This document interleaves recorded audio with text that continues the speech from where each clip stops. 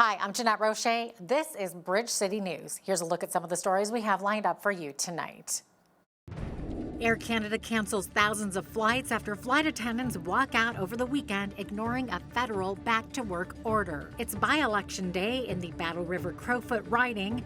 Will Conservative leader Pierre Poilievre beat out the more than 200 candidates for a spot back in Parliament? President Trump holds meetings at the White House with Ukraine's president and other European leaders with attention on ending the war in Ukraine. Your nation, your province, your southern Alberta. From the heart of Lethbridge, it's Bridge City News with Jeanette Roche.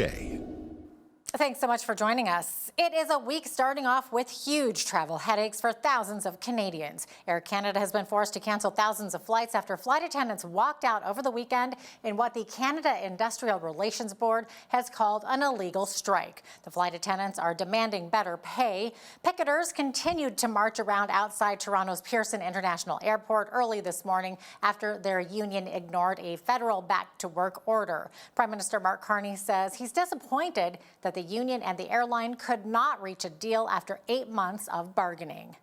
Anything to say to Air Canada union workers? I'll say the following. We recognize very much the critical role that flight attendants play in keeping Canadians and their families safe as they travel, comfortable as they travel. And it's important that they're compensated equitably at all times, fairly at all times. That's the reason why there have been negotiations over the course of the last 8 months. It is disappointing that those negotiations did not come to an agreement. And it was the judgment of both the union and the company that they were at an impasse. That's not my judgment, it's their judgment. And so we are in a situation where literally hundreds of thousands of Canadians and visitors to our country are being disrupted by this action. I urge both parties to resolve this as quickly as possible, and the Minister will have more to say. Minister Haji will have more to say later. The Canada Industrial Relations Board has ordered the union's leadership to tell its members to end the work stoppage after the union ignored a federal return to work order over the weekend. But QP National President Mark Hancock says that won't be happening. The CIRB has declared this is a lawful strike. The strike is over, they're saying. You know that people will go to jail potentially, and your union will face hundreds of thousands or millions of dollars in fines. What's the limit that you're prepared to exert here to try to make your point? There's no limit. We're going to stay strong. We're going to stay committed to making sure that those workers can do the job that they love doing and actually be able to afford a roof over their heads, to afford caring for their families. And if it means folks like me going to jail, then so be it. If it means our union being fined, then so be it. We're looking for a solution here. Our members want a solution here, but that solution has to be found at a bargaining table.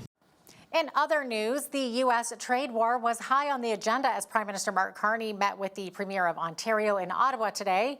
Canada and the U.S. have failed to reach a new economic and security deal that Carney and U.S. President Donald Trump have been working on since May, but Ford is still in Carney's corner.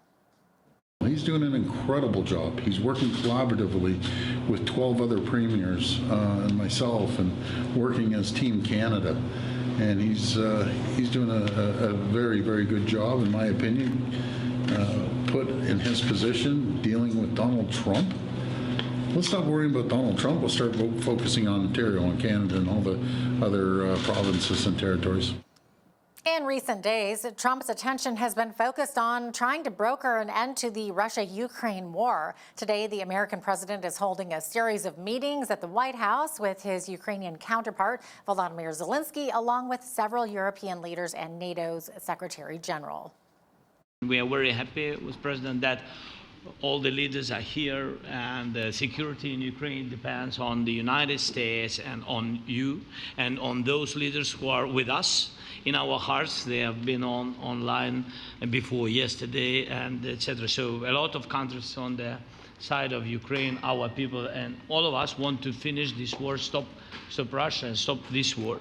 We spoke about it, and we will speak more about security guarantees. This is very important that the United States gives such strong signal and is ready for security guarantees. When we talk about security, we're talking about the security not just of Ukraine, we're talking about the security of Europe and the United Kingdom as well, which is why this is such an important issue. I think this is such an important meeting. As a group, I think we've had a discussion on the phone a number of times, Mr. President, but be able now to be around the table to take it forward. And I really feel that we can, I think, with the right approach this afternoon, make real progress. Trump says a temporary truce or ceasefire will no longer be pursued, but instead a full peace agreement to ensure a permanent end to all hostilities. Back home, voters in the rural Alberta riding of Battle River Crowfoot are going to the polls today in a federal by-election, a by-election that is expected to be clinched by Conservative leader Pierre Poilievre. Thousands in the sprawling eastern riding cast ballots in advance polls ahead of Election Day. The riding has long been a Tory stronghold, with the party garnering at least 80% of the vote in every election for more than 20 years. Poilievre is one of some 200 candidates in the ballot. The by-election was called after he lost his Ottawa area seat in April's federal election. Conservative MP Damien Carrick stepped down after winning Battle River Crowfoot so Poilievre could run. Workers in the town of Coaldale have overwhelmingly voted no to what their union is calling an insulting offer forced on them by their employer. The union, representing close to 80 workers at the town of Coaldale, says the town is not keeping up with cost of living wage hikes the way other municipalities of the same size are, and the town CAO forced an illegal vote on workers instead of allowing the negotiating team the opportunity to present a tentative agreement to its members. Curtis Jackson, who is the vice president of the Alberta Union of Public Employees, says the town is also trying to roll back workers' sick time from a previous collective agreement and offering an 11% raise over 4 years instead of a 15% cost of living adjustment. It is not comparable to what other municipalities in Alberta are being offered as far as their workers go. And that includes municipalities of the same size and composition as the town of Coaldale. So it is an insulting offer. Especially when you consider that town council had just approved to give councillors raises 3 years ago of 30%. The mayor also took a raise of 40%. So they're really good about giving themselves raises. But when we're talking about, the workers in the town of Coaldale that really get everything done there and work hard to make Coaldale a beautiful little town, they're still fighting to keep up with inflation and increased cost of living. Bridge City News has reached out to the town of Coaldale's CAO for a response. The town's website, however, has laid out the bargaining in black and white, saying they've tried to bargain in good faith, and the union was actually pushing for a 30% raise for workers, while the town's offer was 17%. They also claim Coaldale's wages come in higher than even a city the size of Medicine Hat. For more detailed information about the bargaining, visit coaldale.ca. Southern Alberta's largest summer fair kicks off Tuesday with the Whoop Up Days parade presented by Park Place Shopping Center. You'll need to be there early to nail down a viewing spot along the parade route. The parade is scheduled to begin at 9 a.m. The traditional routes travels south along 3rd Street Southeast on 3rd Avenue South, and then north on 13th Street North, and then east on 9th Avenue North, dispersing at the Galbraith Elementary School. And because of tomorrow's parade, there will be some closures. City Hall will be closed to the public during the parade. If you are traveling to an area within the parade route, plan accordingly for any route closures and allow for extra time to reach your destination. During the parade hours, some transit routes may be interrupted. Check your transit status at myride.lethbridge.ca. There will also be several pancake breakfasts and barbecues held throughout the city. Following the parade, the Mayor's Community Barbecue will be held outside Lethbridge City Hall on 4th Avenue South.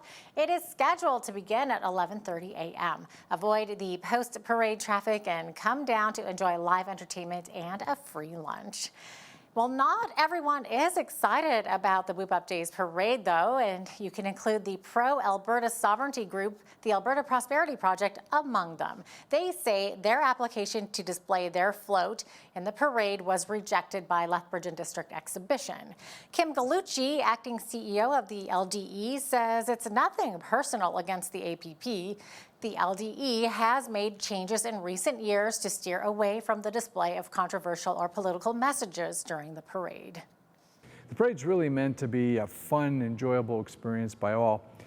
These policies were developed a couple years ago, just after a few things, and this isn't really directed specifically at them. This applies to all organizations that want to have any type of real political message. We decline most of those. If not, well, we decline all those that have a political message. Gallucci adds a group against coal mining also had their application rejected. There are 124 floats being displayed in Tuesday's parade, and Gallucci says the length of the parade would be unrealistically long if they attempted to accommodate all social and political viewpoints. On the eve of Whoop Up Days, Lethbridge's Member of Parliament Rachel Thomas held her annual free pancake breakfast for residents and constituents. Thomas says the breakfast is one of the major opportunities that she gets in the year to connect with her community and hear concerns and questions from the people in her riding. Whoop Up Days is always a ton of fun. Everything from the rides to the rodeo to connecting with people, free pancake breakfasts across the community. It's just a great way to connect. I think my job as a member of parliament is two things. I think it's to listen and I think it's to act. And so I look for opportunities to provide a chance for folks to come and talk to me. I think something like this is a little more relaxed and people feel maybe a little more comfortable and a little more confident coming, grabbing some pancakes and maybe having a quick word with me, which is a lot of fun for me. Today, mostly people are wanting to express their gratitude for, the representation that I offer, but certainly I'm also hearing some concerns around affordability. I had one person raise an issue with regards to accessibility for an individual with a wheelchair in Parks Canada. So those are a couple of the things that have come across my way today. Now, Thomas also took issue with the federal government's response to China's preliminary anti-dumping duties imposed on Canadian canola last week. These duties come on top of the previously imposed tariffs on canola meal and oil. The decision by the Chinese government to impose tariffs came after the Canadian government put tariffs on Chinese electric vehicles exactly 1 year ago.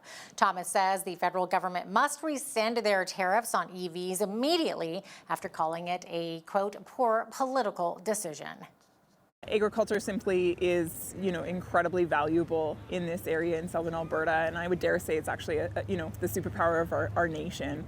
When China decided to put tariffs against canola, of course, that has hurt us significantly.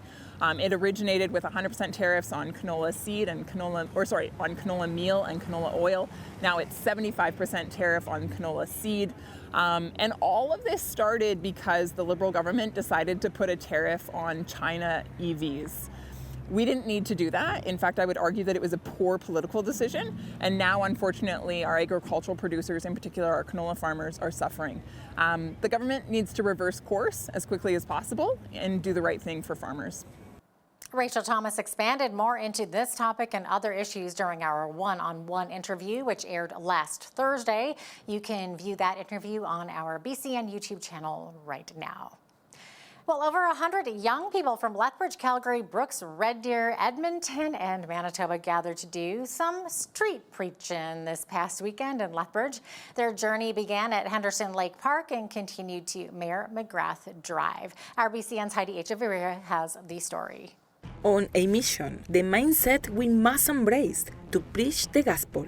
And the mission of the church is to go out to the world and preach the message of salvation, that Christ gave himself to the world to save those that are lost. According to Statistics Canada, the 2021 census showed 12.6 million people reported no religious affiliation, rising from 17% in 2001 to 35% in 2021. This growing spiritual emptiness reminds us the mission field is right here at home. This is the second event in the country. The first event was in the city of St. Catherine, Ontario, and we have a third event that is going to be held in Granby, Quebec. In Mark chapter 16, verse 15, Jesus said, "Go into the whole world and preach the gospel to all creation." This mission is now being embraced by the youth, the generation of both the present and the future. The only way to talk to someone else about our Lord and Savior is to actually get to know Him on a deep, intimate, personal level, to the point that it brings us to want to talk about His goodness, about His grace, and about His mercy. The gospel for the people that don't know about Him and that maybe need Him. So we're just here walking around in the Henderson Park, just walking around the whole park, just spreading the word. In a year's time, it's definitely impacted me in like the best ways. God is able to change, for sure. For me, it was like I was able to change my ways of like any type of bad habit or, you know, negative thought on myself, and it really just opened me up for the better. My next step, so tonight I'm getting baptized, so that's a big decision, but it is a powerful one and it's gonna be my life. We can provide the truth, right? And Jesus is the truth. So the Bible said that He is the truth, He is the way, He is the life. Come to Jesus, come to the church. We are Canadian United Pentecostal Church. We gather here different congregations from the West District, and we also pray for the ones who need prayer. We can reach out someone that really needs to hear the Word of God. While we await the coming of Jesus, we remain committed to preaching His Word so more people can be saved.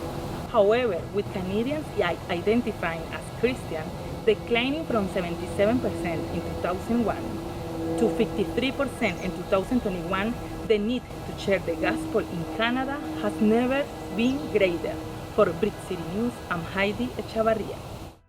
The rumor has come to fruition. With plummeting ratings and a clear anti-Trump bias, NBC has decided to distance itself from MSNBC.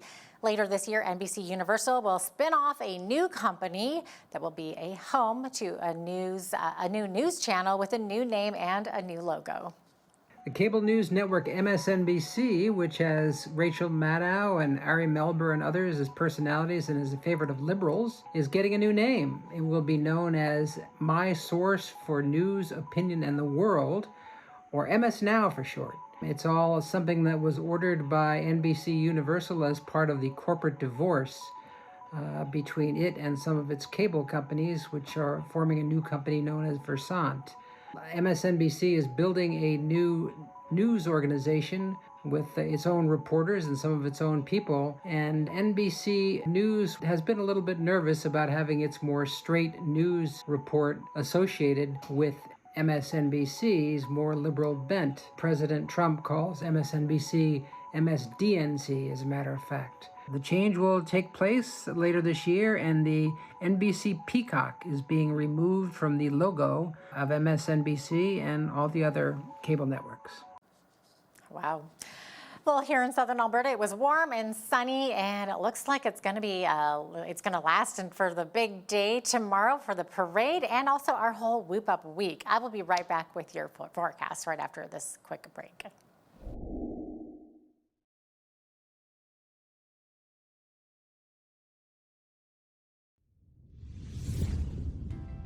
Well, it looks like we should be getting some really decent weather for our Whoop Up Days parade on a Tuesday. 32 degrees for a high and morning sunshine during the time of the parade.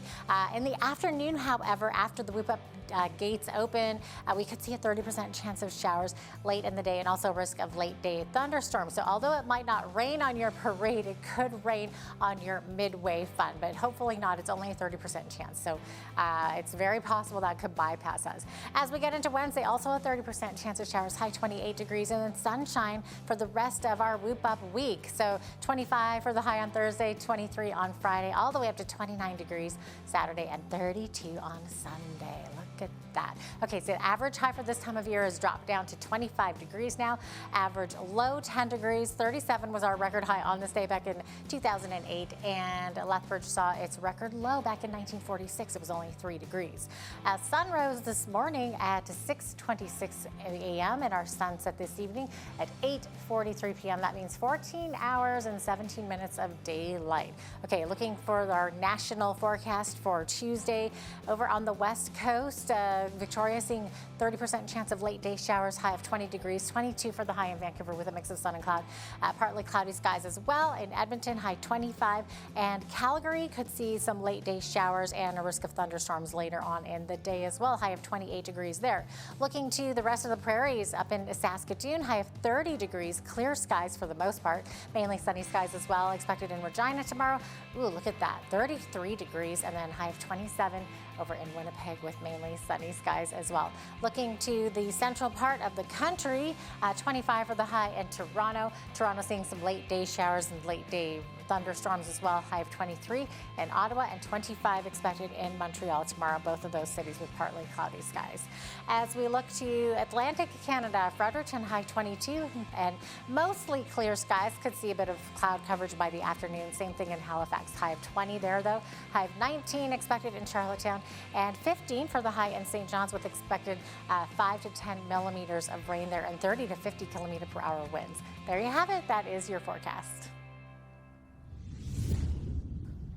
A new Equifax Canada report shows 1.4 million Canadians missed a credit payment in the second quarter. While the figure is up by 118,000 compared with the same time last year, it represents a slight drop-off from the first quarter. Rebecca Oakes of Equifax Canada says it's a bit of good news to see the delinquency rate leveling off. Equifax says younger people are facing increasing financial difficulties as their average non-mortgage debt rose 2% to more than $14,000 from a year ago. Duty-free shops are still struggling as Canadians shun U.S. travel. Recent figures from Stats Canada shows that return trips from the United States dropped again in July as Canadians continue to limit travel mid-President Donald Trump's trade war. Barbara Barrett, Executive Director of the Frontier Duty-Free Association, says the industry is in a full-blown crisis. The association says that sales at duty-free stores have fallen between 40% and 50% across the country since last January, with some remote crossings reporting declines of up to 80%. Now here's a look at today's markets. The TSX was up 17 points on the day to finish at 27,922. The Dow was down 34.30 to 44,911. The S&P 500 was down 65 cents to 6,449, and the Nasdaq was up 679 to 21,629. West Texas Intermediate oil was up 50 cents to 63.31 US per barrel. Natural gas was down 2 cents to 2.90 US.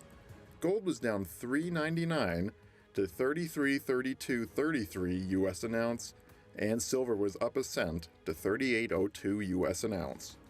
Feed wheat is at $7.32 per bushel, barley is at $5.92, canola is at $14.94, and corn is at $7.14 per bushel.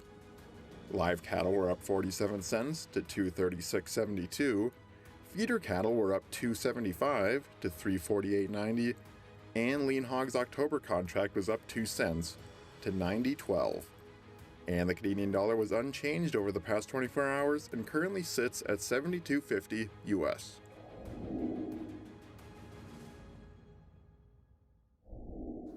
Recapping one of our top stories, the union representing Air Canada flight attendants says it will continue to ignore a back-to-work order from the Canada Industrial Relations Board. The Canadian Union of Public Employees says it wants a negotiated settlement. Some 10,000 flight attendants ignored a noon Eastern Time deadline to return to work. They're demanding better pay. Declining birth rates in the world's developing countries is a growing concern, especially when it affects a country's economy. Lars Holstrom, director of the Prentice Institute for Global Population and Economy, shares more about this issue coming up next. Also, when you see news happening in your community, be sure to send us an email at info@bridgecitynews.ca. You can also visit our website or YouTube channel anytime to check out more of our stories and interviews.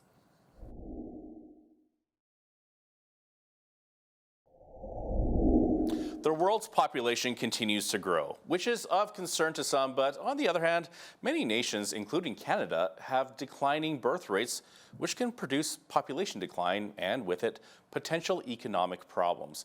So, why are Canadians having fewer children? Joining us to chat about this is Professor Lars Holstrom. He is the director of the Prentice Institute for Global Population and Economy at the University of Lethbridge. Dr. Holstrom, great to have you with us. Thank you for having me again. All right, so what is the world population these days, and what are some of the concerns around overpopulation?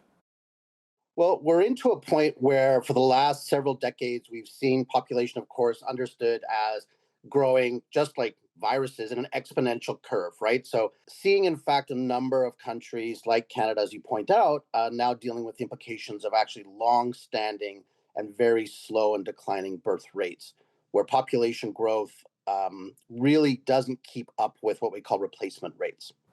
So what are we seeing here? Is this kind of like a snowball effect where the snowball running down the hill and it's just gaining momentum? Because I remember like several years ago, the population was around 4 or 5 billion, then it hovered around 7 billion. Yes, and that would be expected as we continue to grow. But again, it's distributed asymmetrically across the globe. So population growth may still be high in some parts of the world, may continue, in fact, to grow, particularly in parts of what we call the developing world. But in many parts of the more developed world, like Japan, for example, that's the example that everybody points to, they've actually been dealing with this kind of issue for several decades and now have both a significantly older population and a much, much smaller population that is coming in to fill questions of labor, of skilled labor, of work more generally, and to actually provide the resources in terms of tax revenues to meet the needs of that older population. So there's a temporal dynamic to this, which is to be anticipatory. And in fact, many decades ago, we were concerned about the possibilities of slowing birth rates, but it was sort of pushed to the side a little bit in policy circles. Right, so you touched a little bit just on slowing birth rates there, because I want to know, like, do we know what the long-term global population projections are, especially like when we factor in the former one-child policy that China had in place for years?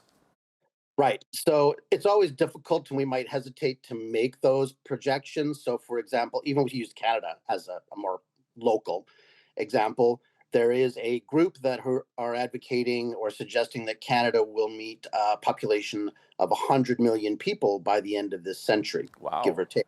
That is probably very far-fetched. And when we do modeling around projections, or when StatsCan does modeling around this, they tend to be sort of low, middle, and high forecast kind of projections.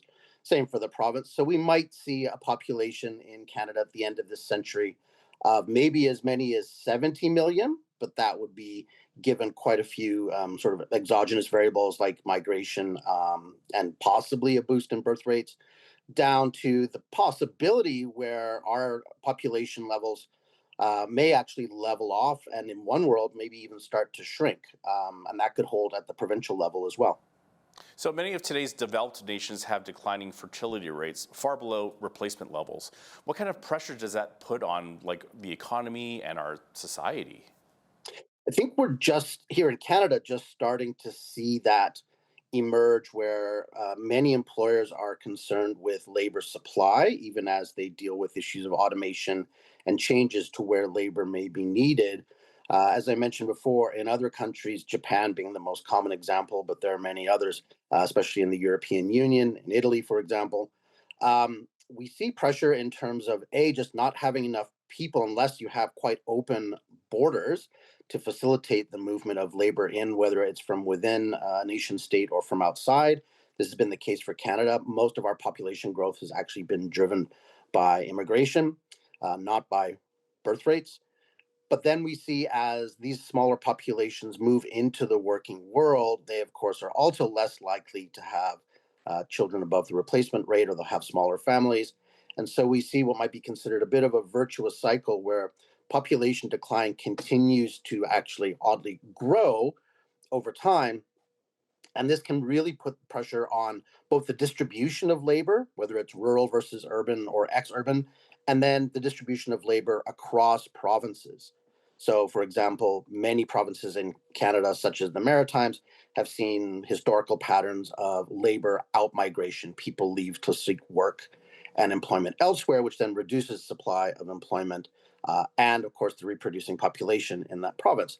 The Alberta is Calling program here in Alberta led to some fairly significant growth, but that created another set of challenges in terms of how do we respond from an infrastructural and a housing standpoint and services standpoint to that other side of the question: where do people who are finding work ultimately settle, and then where do they have their families, and how does that potential population growth impact our economic futures in terms of what we have to spend and provide to that population?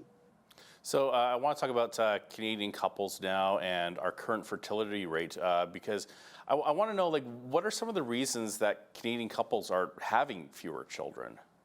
It's what we call, to be sort of social scientific or sort of statistical, a multivariate equation. There are lots of variables at play. There's no singular answer. And so people may, of course, choose simply through their own personal decision making, whether it's from personal preference or possibly shifting cultural orientations to simply not have more children or any children at all, right? And that may be tied in some cases to concerns about the environment, to concerns about the fact that no matter what our population growth is, we still consume a lot, especially in the developed world. So the footprint of each individual is quite high. Others may have fewer numbers of children due to changing religious mores or cultural orientations coming from their church or their spiritual background. Affordability is definitely a factor that people may point to. Even the proportion of housing to income, for example, means that you, by definition, have less income if you have a house and a mortgage in order to be able to pay for the, and children are expensive, and bringing a child through to adulthood and then on to post-secondary education is a very real financial challenge. And so many people are quite pragmatic. And it may actually be the intersection of these, coupled with the fact that we have, in general, increased access to contraceptives. We have increased discourse around sexual and reproductive rights. People are perhaps more engaged in these questions. And so any number of factors can be at play. But certainly the economic and the personal intersect in lots of different ways.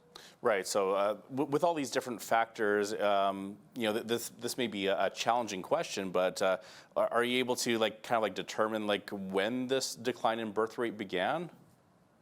So we see it really starting in some cases in the, let's call it early to mid 1970s in Canada, and it coincides with a number of broader demographic shifts. So of course, we know that after World War II, we had the baby boom, people came back from war, but that also coincided with quite a remarkable shift towards urbanization. So rural populations in Canada have actually been in decline as a proportion of national population since Confederation. That pattern is actually not new, but we really saw in absolute numbers that growth, both in terms of economic focus and in population focus, towards urban spaces. And urbanization does put some other challenges onto economic individual decisions. And around 75 to 79, we started to see that shift start to manifest as, in particular, as women entered the market force or the workforce in higher numbers. That, of course, is also a factor driven perhaps in part by affordability. So we can go back at least 4.5 decades to a starting point for this. I want to talk about immigration now, because when the topic of immigration comes up, there's always the talk of a shortage in housing, increased housing prices. So Canada is relying on immigration to increase our population. How sustainable is that, considering those challenges like shortage of housing, increased housing prices, but also like there's increased costs to healthcare, welfare systems, and even clashes between differing cultural values and religious differences. I think we want to be very careful and cautious about sort of the attribution of Canadian housing problems, for example, and pointing a finger at immigrant communities.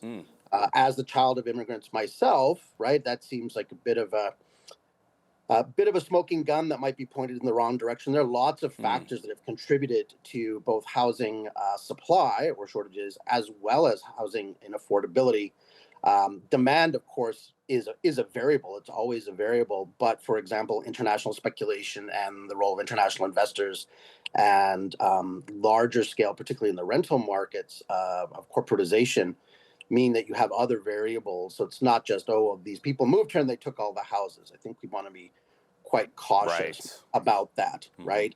A great example would be some of the limits that Vancouver has had to place on sort of second property ownership for international individuals and corporations. Right, foreign buyers, right. Foreign buyers, right? Because those homes are, that shortage in supply is driving up prices. It's a speculative move from the market, but it's really not necessarily driven by, nor is it serving actually meeting housing demand in that area, right? Noting that Vancouver is a bit of an outlier case.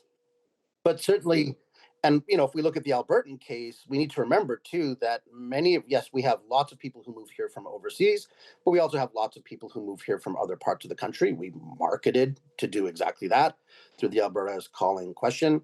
And there are definitely realities around what a sudden population influx, regardless of where they come from, may do, particularly since it takes time to build housing stock, takes time to build schools, takes time to build hospitals. And in many cases in Canada, provincial governments have been moving away from or fiscally shy in terms of those different kinds of social infrastructure, right? And the reality that if you build schools, you need teachers, and staff from all levels to work in those schools. So we see lots of places where you have multiple variables. So if we take schools as an example, many of the people who move to Alberta are younger and they have families, so that puts pressure on the schools. So the province has, of course, said it's building 90 new schools in the province. But when you couple that with teacher attrition, so you've got labor supply questions on one hand, coupled with infrastructure spending on the other,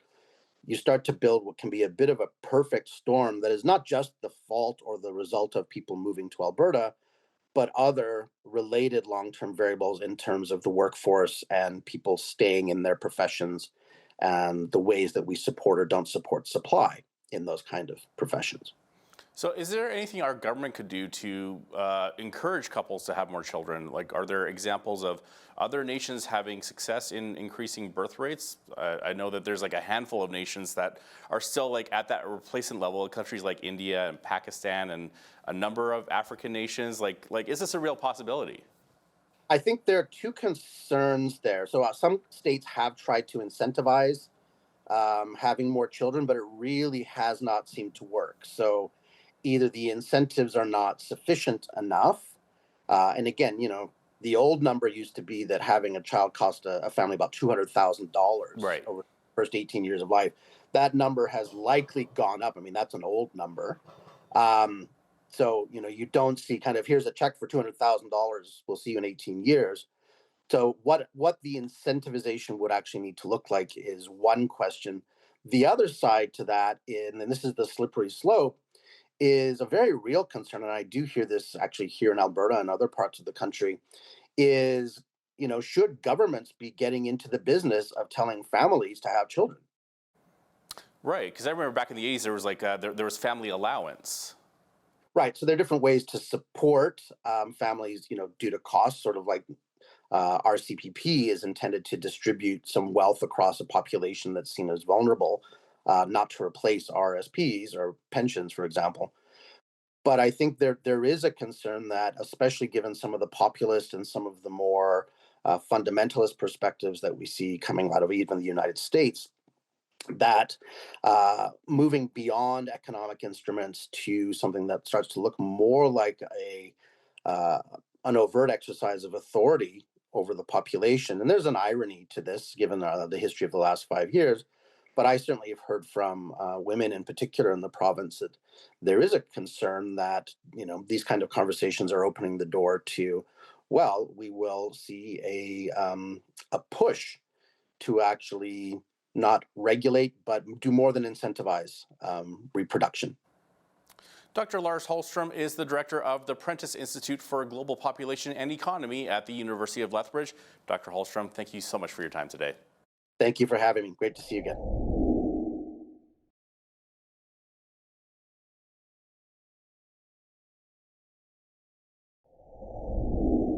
Today, we want to tackle a couple of situations in Canada that are getting a lot of debate over threats to civil liberties. By now, you've heard about American Christian worship leader Sean Feucht's concerts getting canceled, and also the provinces of Nova Scotia and New Brunswick banning access to forests over wildfire concerns. So joining us from Toronto to give us the nitty-gritty is attorney Christine Van Geyn. She is the host of the television program Canadian Justice and the litigation director of the Canadian Constitution Foundation. She joins me now. Great to have you with us, Christine. Thank you for joining me. Yeah, it's a pleasure to talk to you. Thank you. Okay, Christine, first of all, explain what exactly these maritime provinces are banning and what the penalties are. Yeah, so a number of provinces in the Maritimes, Newfoundland, New Brunswick, but most notably Nova Scotia, have put bans in place on various activities. And look, some of these activities I think it makes sense to prohibit in dry conditions like fires, camping with fires, burn piles, even ATVing, because a hot exhaust pipe, historically there's evidence that these can ignite fires when the hot exhaust pipe of an ATV is in tall grass. But some of the provinces have gone further. Nova Scotia, most notably, they have banned entering the woods. And the woods is defined really broadly in Nova Scotia to include all forested land, crown land, as well as private land. And it also includes marshes, bogs, muskegs, even barren rock. And it applies this ban on entering the woods to go for a hike, go bird watching, have a picnic. It means that you couldn't, if you live on a large forested lot, which many people in rural Nova Scotia do, it's a very forested province with a lot of people living in the rural areas. You are prohibited from inviting people onto your property to enjoy the forest. You're restricted from all kinds of activities on your own property, other people's property, or on Crown land. And that applies until October. And if you violate it and decide to go bird watching, you could face a penalty of up to $25,000. So it is a really over-the-top reaction that I think is not justified on the facts. It is a classic example of this safetyism mentality where restrictions on our basic rights are justified in the name of the government keeping us safe from really theoretical dangers that don't actually exist. Okay, does it seem unreasonable to believe that someone walking in a forest is a wildfire threat?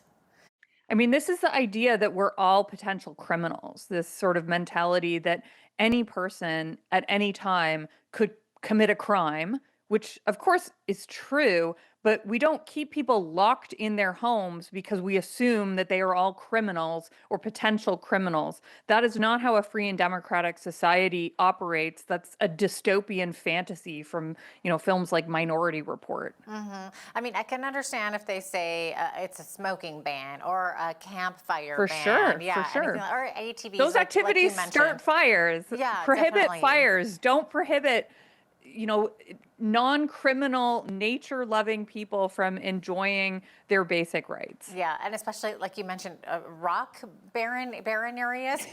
I don't know that they burn very easy, but I could be wrong about that. I don't know. And isn't a $25,000 fine very large in relation to the offense?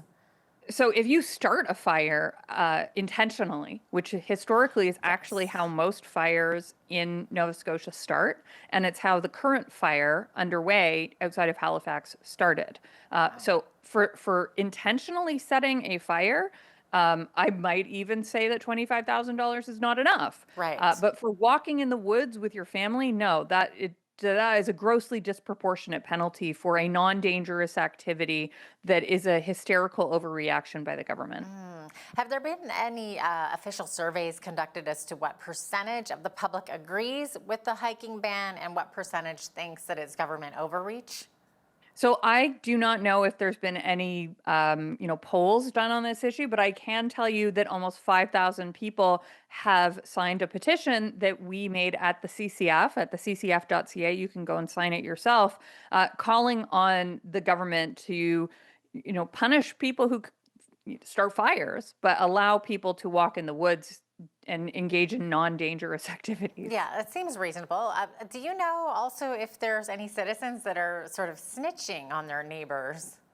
Yeah, that's one of the really disturbing things about what's happening in Nova Scotia is that the government put out a snitch line for you to call in and report people engaging in this type of activity and, walking in the woods.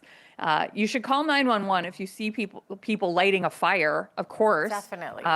But calling this snitch line to report on someone bird watching, that undermines social cohesion. It's kind of reminiscent of the type of disturbing cultural phenomenon we saw during the pandemic. And it is very damaging to our culture. Is there a legal case to be made against the provincial government? Does it violate charter rights? Yes. So we at the Canadian Constitution Foundation have put the province on notice. We are going to be suing them. We are bringing an application for judicial review, saying we will be arguing that this is outside of the scope of the authority of the minister to have issued this proclamation the way it was issued, that it's a violation of charter values, and that it is a violation potentially of charter rights as well. Interesting. Do you think that these government leaders genuinely believe that they're doing their civic duty to protect the public, or is this another way to leverage fear to keep pushing the boundaries of government control? This is definitely leveraging fear. It is really a strange way of assessing risk. The Premier of Nova Scotia talked about how a water bottle left in the woods 15 years ago could spark a fire today. With that type of mentality, you could justify banning water bottles altogether. How? There's this very bizarre remote theory that a water bottle left in the woods, the light refracting and magnifying through it could act as a lens and spark a fire. Wow. This is such a remote possibility that anyone who argues something like that, I just hope that they never leave their house and are hiding in their closet cowering in fear, because their ability to assess risk does not exist. That is such a remote theoretical possibility. It is essentially zero. Oh my gosh. What happens if public citizens don't push back on this? I think it's so important to push back on this, and that's why we are doing that at the Canadian Constitution Foundation. We're bringing this legal challenge as a public interest litigant. So on behalf of all people in Nova Scotia, we're going to be challenging this. And of course, as I said, we have no objection to a burn ban. That is a rational policy choice, but banning people from going for a hike makes no sense. And in fact, the people who hike in the woods, who love nature, are probably the most conscientious people about preventing fires. That's a very good point, Christine. What happens if the governments of Nova Scotia and New Brunswick actually get away with this kind of control? What might happen next? So the New Brunswick prohibition is not quite as bad. It does not apply to private land the way the Nova Scotia one does. It also does not have as draconian a penalty. I think the New Brunswick penalty is $150 compared to $25,000 in Nova Scotia. But it's so important to push back against this, because once the government can see that they can get away with overreach in the name of safety, they keep doing it again and again and again. It becomes more frequent and more sort of area where we can operate freely without intrusion from the government shrinks smaller and smaller and smaller until we are denied very basic rights. So it's so important to push back against this. Interesting. Christine, let's talk about U.S. Christian worship leader Sean Feucht. So he's on a cross-Canada tour, and many city councils and even Parks Canada have revoked his permits to perform. But I guess the question is, why? Is he a danger to society? So the different cities have given different justifications for the denial or the revocation of Sean Feucht's permits. I do believe that in Edmonton, his planned service is permitted to take place.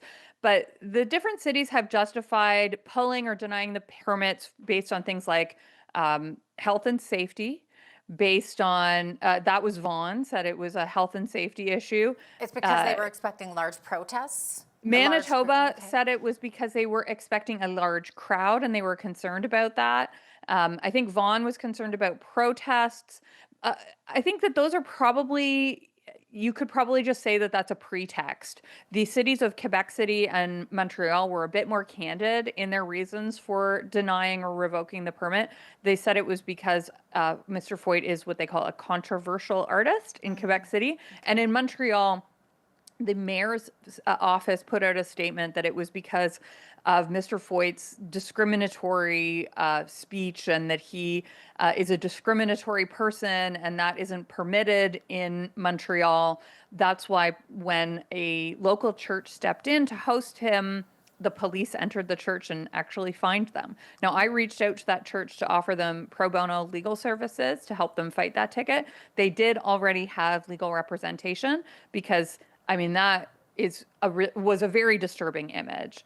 You know, you don't have to agree with everything Mr. Feucht says to defend his right to exercise freedom of religion, which he has that right, or the rights of the people who want to see his performances.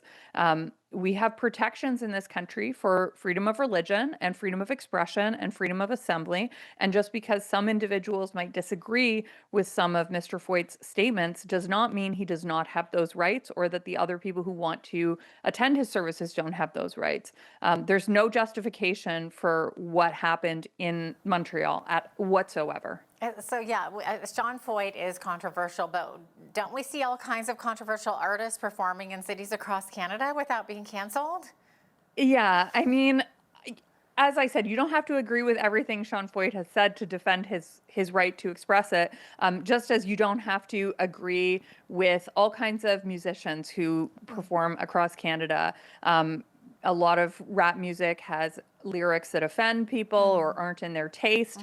We permit those people to perform, and we permit people to go and attend their performances. And we aren't supposed to deny permits to perform on the basis of the content of that speech. Yeah, it's censorship. Of course it's censorship. It's just not justified.